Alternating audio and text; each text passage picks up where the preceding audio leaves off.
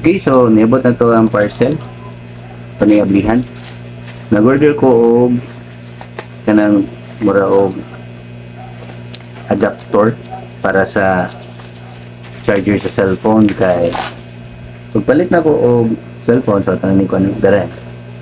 Pagpalit na ko og cellphone, ang pagka-pin kay type C nga cord, C to C.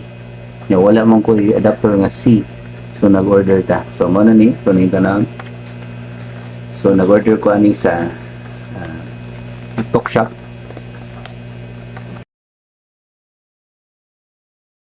So mo ni ato ang nadawat.